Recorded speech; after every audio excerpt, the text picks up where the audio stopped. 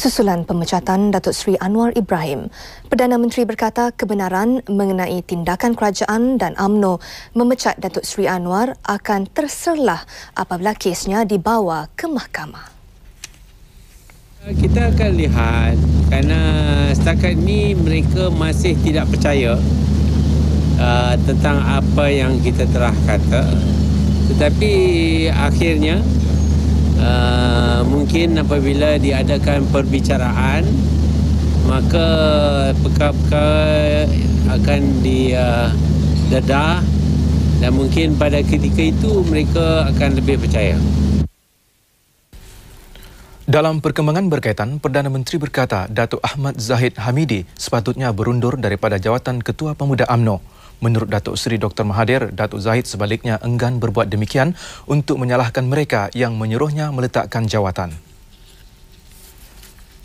Dia tahu bahawa kalau sekarang kepada MT, kemungkinan ialah dia dipecat. Jadi dia nak guna itu sebagai menyalahkan MT. Dia punya strategi dia sama dengan Datuk Seri Anwar lah.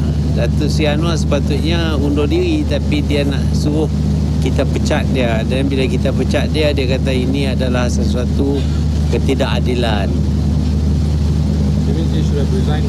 Well, he should have resigned. Datuk Seri Dr. Mahathir berkata demikian ketika ditanya mengenai kenyataan Datuk Zahid yang mahu kedudukannya sebagai Ketua Pemuda ditentukan Majlis Tertinggi MT.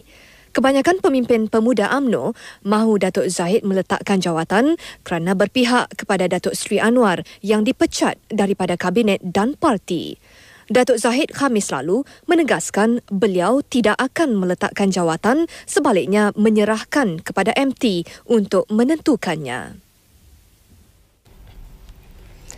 Pada sidang media itu, Datuk Seri Dr. Mahathir turut diminta mengulas mengenai tindakan Datuk Seri Anwar menggunakan masjid untuk menyampaikan agenda politiknya.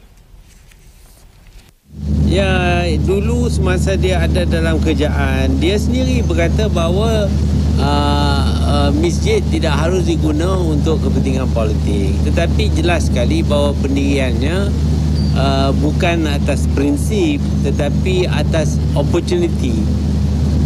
Bila dia berada dalam kerjaan, dia nak supaya opportunity itu tak dapat kepada orang lain. Tetapi bila dia ada di luar daripada kerjaan, dia nak opportunity itu. Jadi dia opportunis.